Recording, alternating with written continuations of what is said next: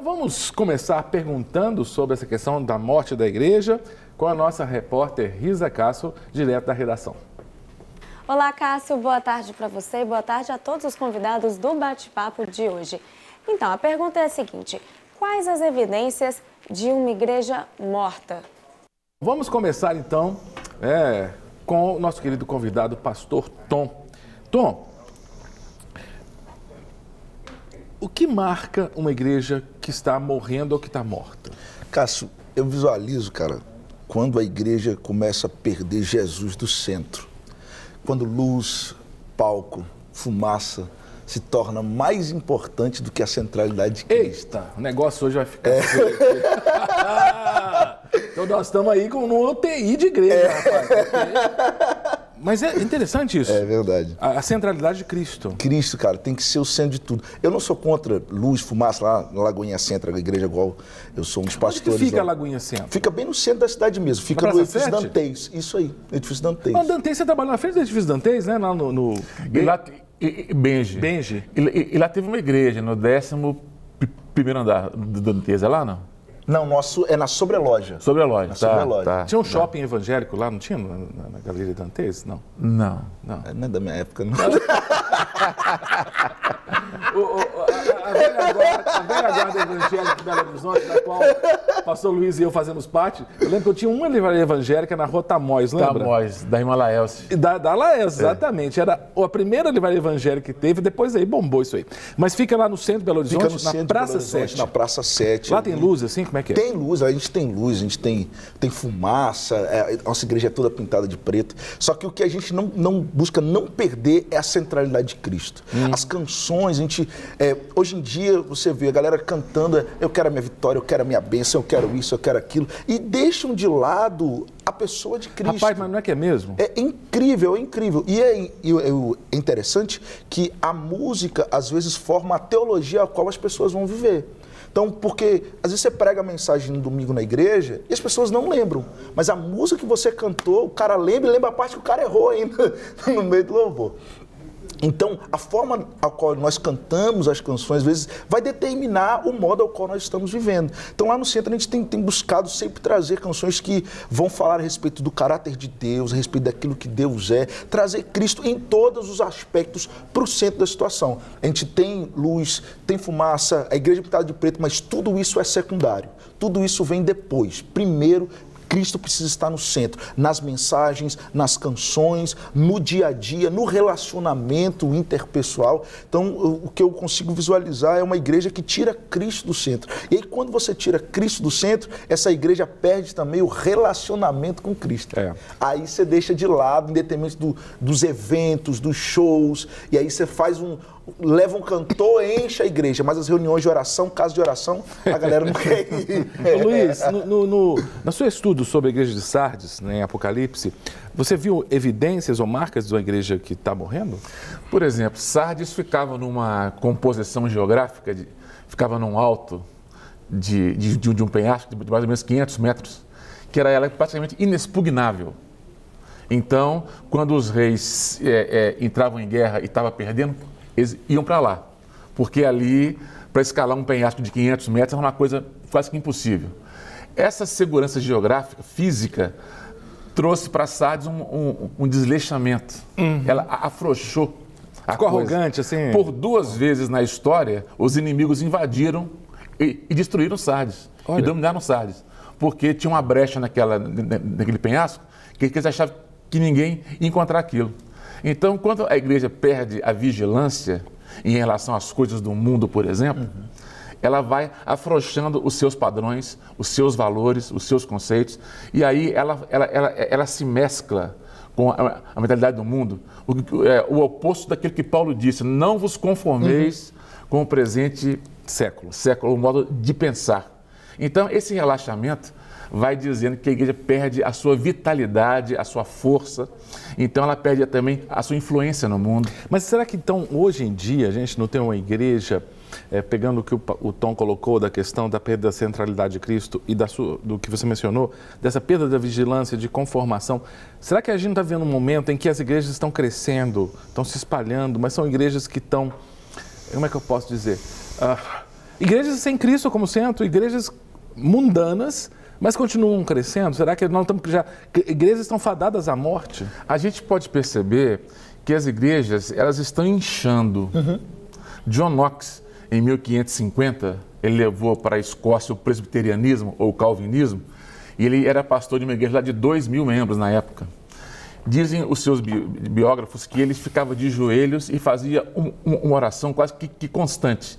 Senhor, quantos desses 2.000 são convertidos? Então, hoje em dia, nós trocamos a ideia de conversão por presença física. Então, ir à igreja, nós confundimos com conversão.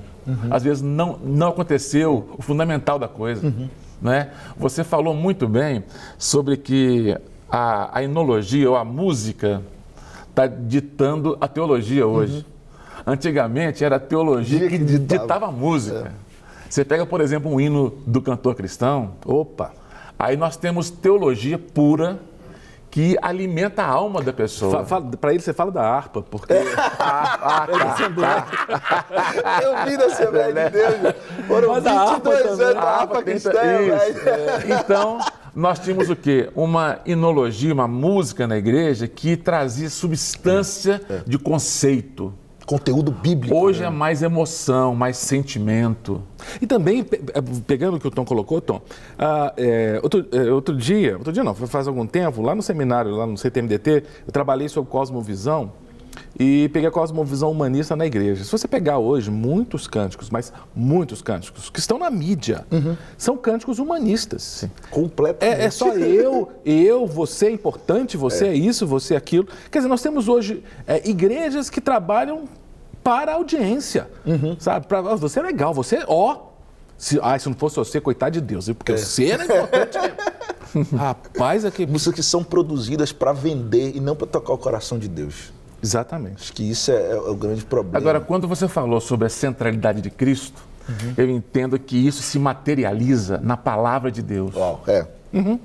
Então, nós estamos vendo púlpitos fracos, ok? Com mensagens fracas, diluídas, ok? Que não alcança essa coisa de trazer Cristo para o centro. Por exemplo, agora, são mensagens que entretêm, não quero cortar teu raciocínio. Claro. Porque são mensagens que entretêm, porque nem tudo que bomba, nem tudo que tem, sabe, que o povo adora, é bíblico. Na realidade, raramente é. Sim. Porque tem muita gente que é engraçada, tem muita gente que tem um carisma muito forte, mas Bíblia que é bom? Para você ver, uma pesquisa recente nos Estados Unidos, a equipe acompanhou 200 sermões de 200 pastores diferentes. Só 14% desses 200 sermões ficaram no texto lido. O restante, 86%, usou o texto como pretexto. Só um paninho de fundo. Perfeitamente. Agora, como é que isso traz mudança de cosmovisão? Como é que isso gera mentalidade cristã no século XXI? Se eu uso o texto como pretexto, ok? Então, ficar no texto, explorar o texto, aplicar isso, exige preparo muito antes. Estava dizendo no culto de terça-feira, um pregador do século retrasado, perguntaram para ele assim, se você fosse falar 2 horas, qual o seu tempo de preparo? Nenhum. Se fosse falar 1 hora, eu prepararia 10 horas. E meia hora, 20 horas. Qual que é a lógica dele? Se é para falar 2 horas, eu falo. Agora, se é para ser conciso, eu tenho que ter conteúdo. Então, eu preciso estudar. Então, o que a gente pode perceber? O estudo, o preparo, antes, está ficando uma coisa carente. Não está tendo. E embora nós tenhamos o inverso.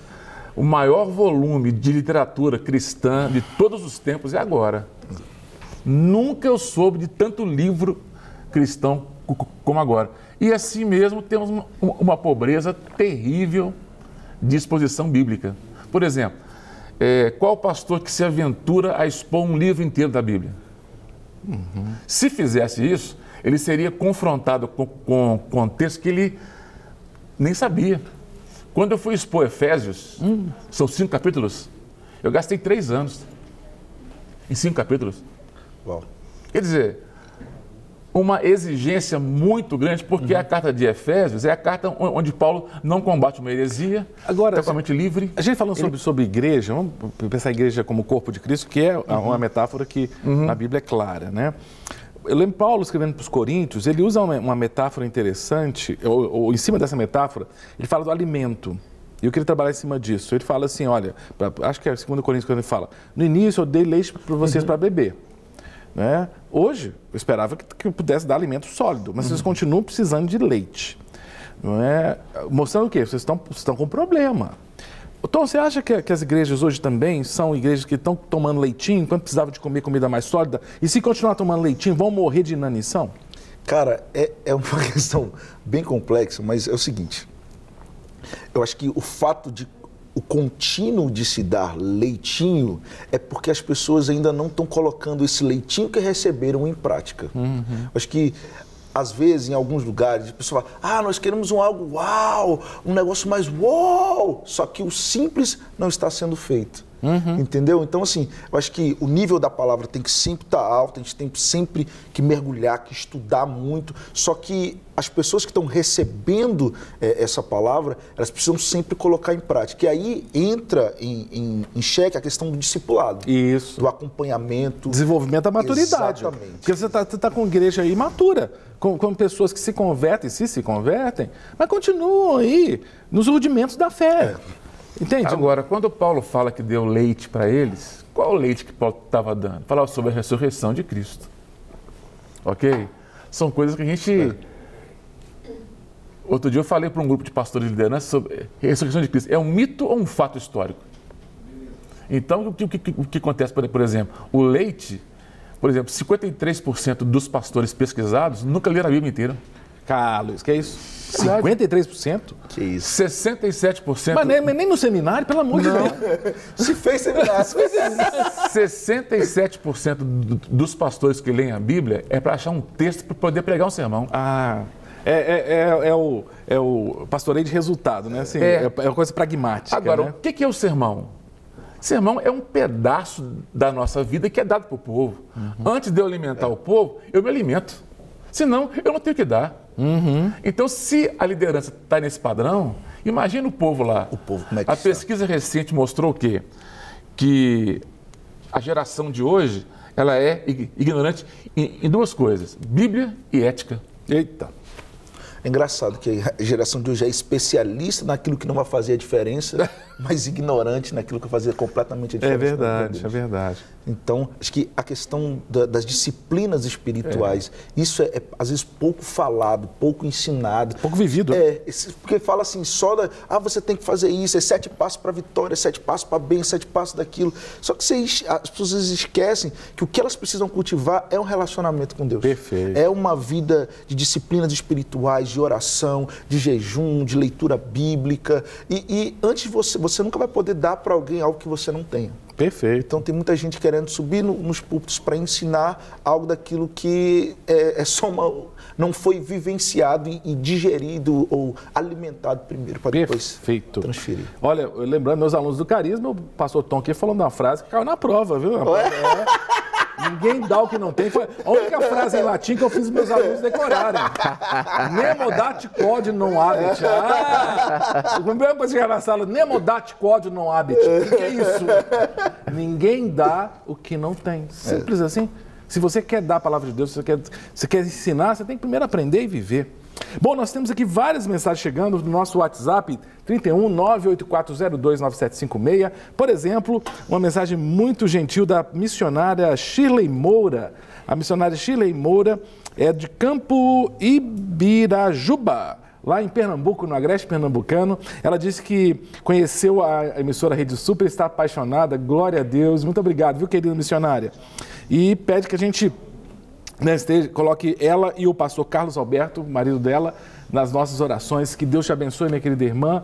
Você e seu querido marido, pastor Carlos, sejam aí, eu vou usar uma palavra mais antiga, profícuos no ministério, que vocês sejam frutíferos, que Deus os abençoe ricamente. Tem uma pessoa que mandou a seguinte questão: acredito que a igreja morre porque Deus se afasta da igreja. O que vocês pensam dessa colocação? Não, quando nós percebemos a coisa, lá em Apocalipse 2, quando fala da igreja de Éfeso, tenho contra ti que abandonaste seu primeiro amor. Deus não muda de posição, ele não Concordo. pode fazer isso porque ele é imutável, né?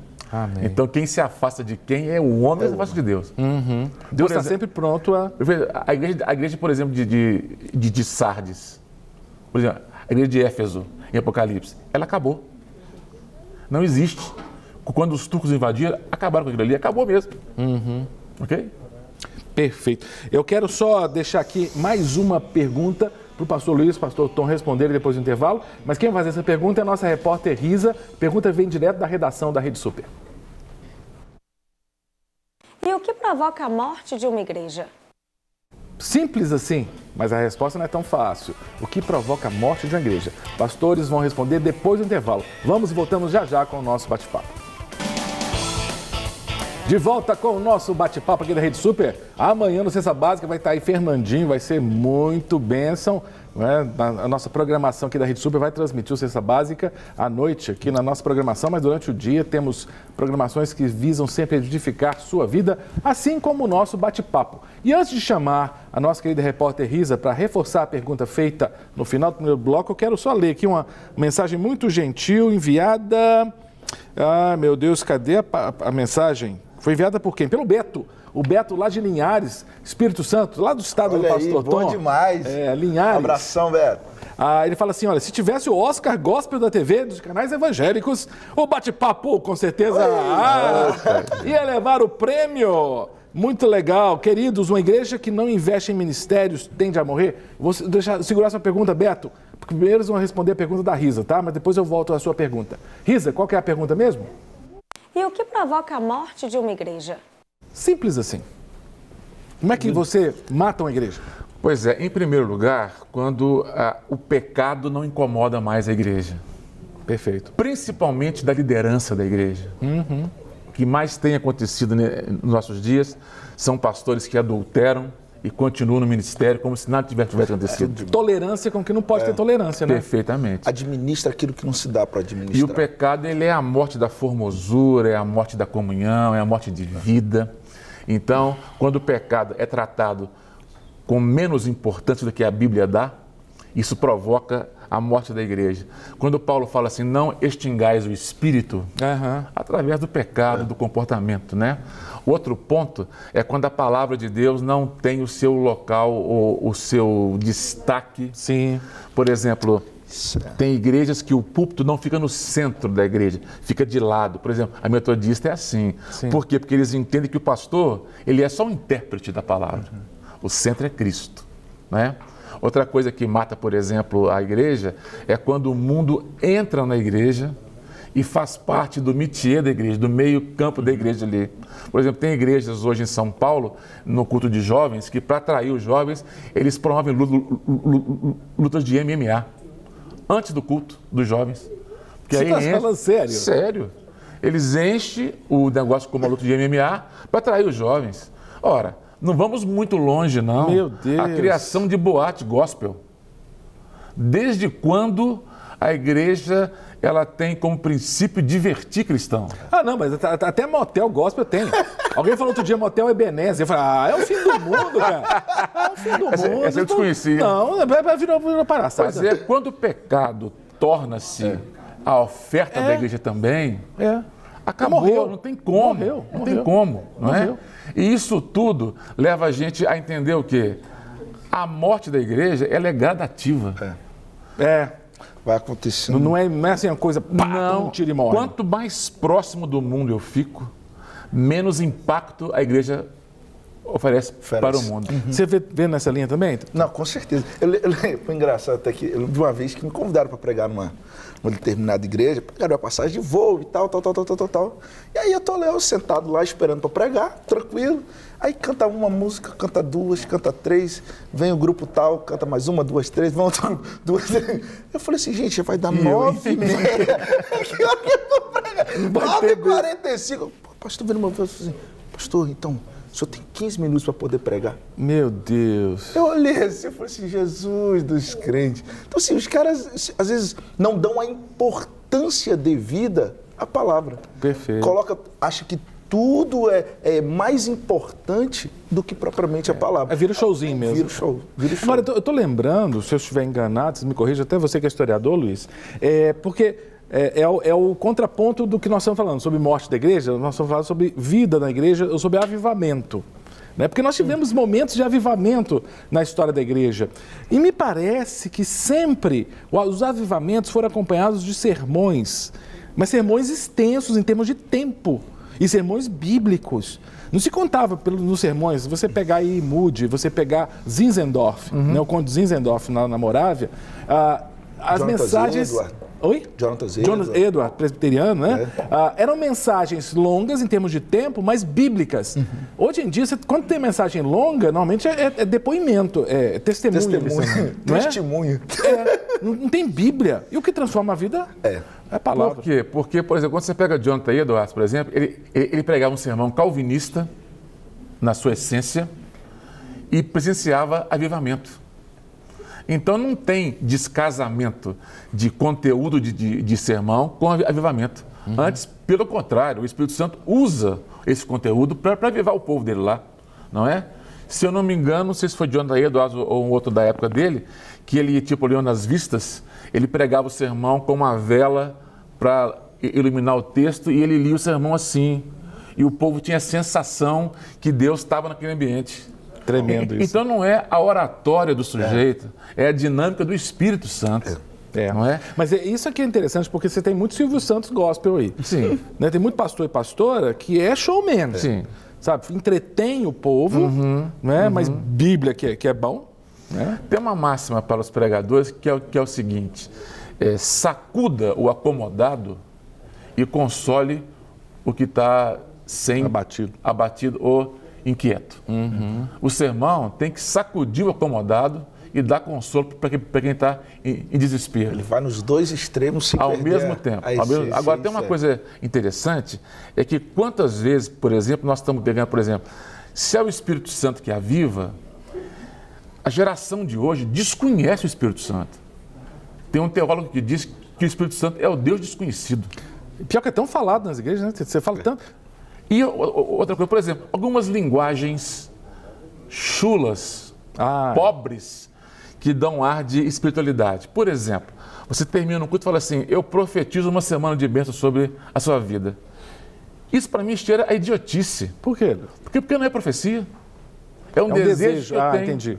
Você muda a palavra só, entendi. Ok? Eu desejo uma semana boa para você, então fala assim. Por que dá um ar de espiritualidade na coisa? E essa linguagem entrou. Né?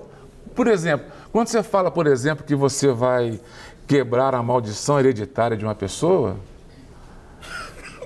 nós estudamos história e eu me interessei muito por história medieval e eu li muito sobre a feitiçaria na Idade Média.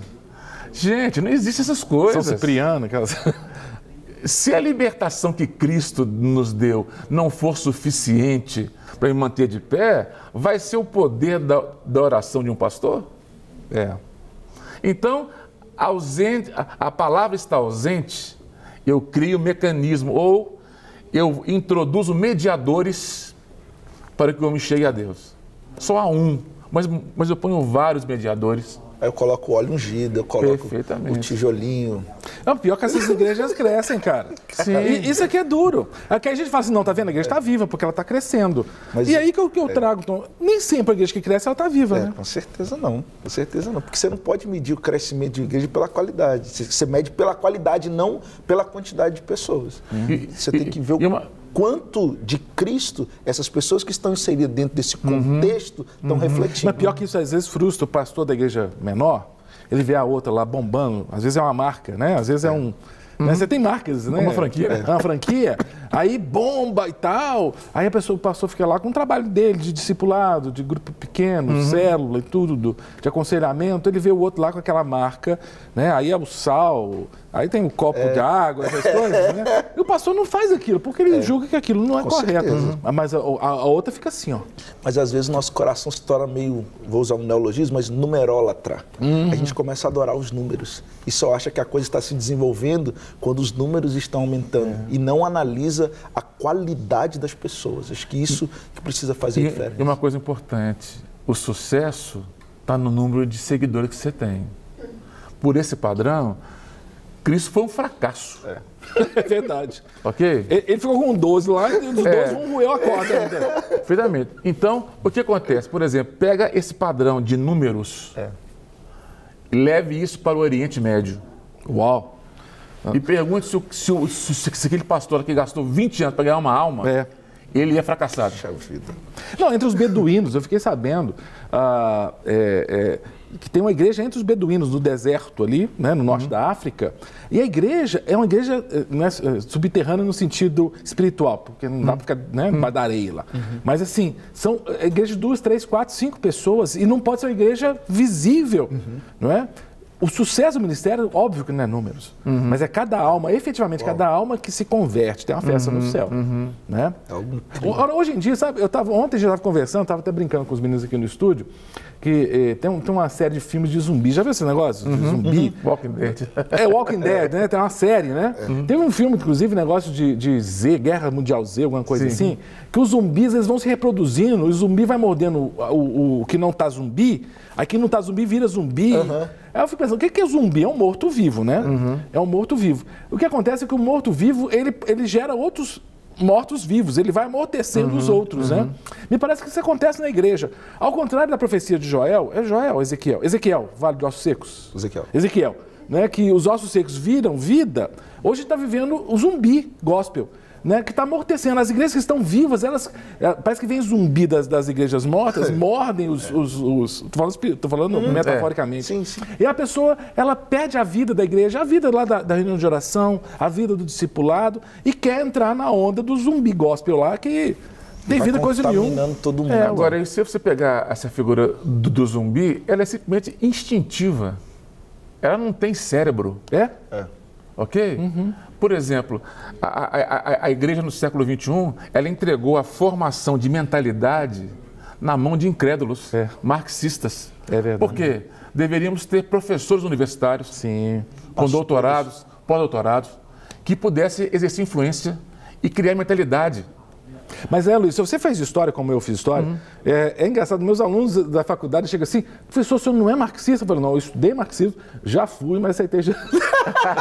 É verdade. Aí eles ficam assim, não, meu professor não é marxista, que é absurdo. Mas tem gente que não é marxista, mas não estuda marxismo. Você tem que saber o marxismo até para refutá-lo, né, Luiz? E o que está acontecendo hoje? A igreja evangélica está com 200 mil quilômetros de extensão e 2 centímetros de profundidade. Perfeito. Ok? Nós não temos pensadores, nós não temos pessoas que estão pensando a vida para frente.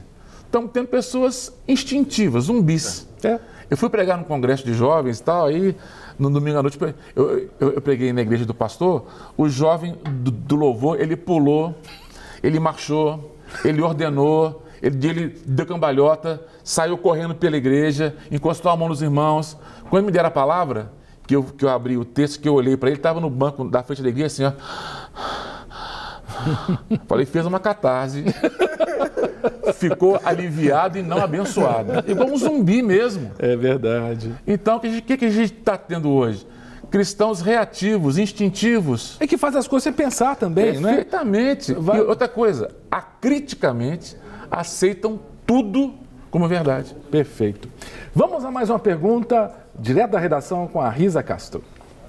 Cássio, o que fazer para salvar uma igreja que está em estado terminal? Bom, a igreja está cheia de zumbi. Estou entendendo a metáfora aqui. Quer dizer, porque tem muita igreja, mas realmente tem muita igreja que está cheia de gente vazia, cheia de gente morta, cheia de gente que não nasceu de novo. O que fazer para salvar? Olha, eu digo o seguinte, para salvar o país como o nosso, numa crise tão dura como essa, econômica e política, só um despertamento para acordar a igreja. Porque eu acredito piamente que o tempo na igreja no Brasil passou. A oportunidade que nós tínhamos passou. Nós estamos agora pegando as migalhas que caem. Porque nós nunca tivemos tantos pregadores na mídia Isso aí que não dizem nada. É a grande verdade. E quem tem para dizer também não diz. Ok? Então, um retorno consciente à palavra de Deus. Uma formação de liderança muito bem feita. Ok? E fechar um pacto seguinte: até que Deus nos ajude, nós vamos estar orando palavra de Deus, sem negociar os valores cristãos, e doe a quem doer. Não precisamos nos iludir. Nós estamos vivendo uma pré-perseguição. Isso é triste. E nós não temos conteúdo para resistir. Tom, você acha que faz o quê para evitar a morte da igreja? Cara, algo que às vezes é pouco difundido, mas é a questão do ensino dentro da igreja. Eu acho que precisava se ampliar a quantidade de seminários teológicos dentro da igreja, incentivar as pessoas a terem um conhecimento bíblico e vivenciar isso que eles estão aprendendo. Porque é complicado, às vezes, da pessoa ter um conhecimento bíblico só ouvindo os cultos de domingo. Ele não consegue, verdade. Ele não consegue. Ninguém se alimenta só uma vez por semana.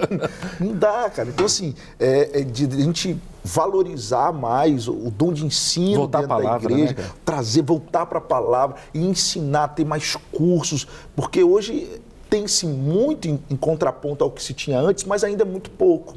Então, assim, eu acho que tem que ampliar a quantidade de seminários, de ensino, de escola bíblica dominical, como eu vi na Assembleia de Deus. Porque, e é interessante que você vai para a escola dominical, dá 50, 60 pessoas. Você vai no culto à noite, dá 500, 700, 800. Cadê esse povo durante a manhã? Tem que voltar. Ô, Tom, essa semana, aquelas coisas que a rede social tem um lado negativo, mas também tem um lado positivo. Um lado positivo é quando você é abençoado por pessoas que fazem postagem. Eu tive que receber uma postagem que o grupo Vencedores por Cristo está fazendo 47 anos. Vencedores por Cristo, para a velha guarda aí, era aquele grupo que saía, era coral. Não é? Mas eu estava lembrando, porque é da minha época, né? Os cânticos eram cânticos bíblicos, não era show, você entende? Eu acho que está precisando resgatar essa pureza do Evangelho. Entende? Eu acho que está faltando resgatar pureza moral dentro da igreja, palavra de Deus, cânticos cristocêntricos. Cânticos que exaltem o nome do Senhor ou que proclamem o Evangelho. Parar de fazer cântico para afagar ego de crente, porque está lotado disso. Né? Agora, essas coisas, por exemplo, essas igrejas que oferecem intermediários entre Deus e o homem, um sabonete, a prosperidade, somente apela para a ganância do ser humano, para a parte podre do homem. E o brasileiro, por excelência, ele quer tudo no curtíssimo prazo. Claro. A lei de Gerson impera no nosso país, tem uma vantagem em tudo, inclusive na fé, na religião. Deixa eu só dizer aqui que está chegando aqui, estão chegando muitas mensagens. Acabei de receber um convite aqui, a minha esposa Silvia está aqui no estúdio, não preciso de focalizar a Silvia não, mas recebemos um convite, viu, Silvia? Para ir lá para Betim, né, lá na igreja da Valesca Estrela, nossa querida Valesca Estrela, nossa amiga, irmã em Cristo.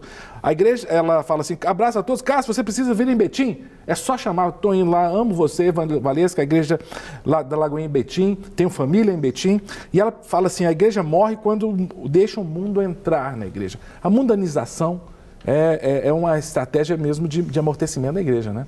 Porque o mundo, ele vai cooptando, vou usar aqui um termo, subrepticiamente. Ô, louco, rapaz.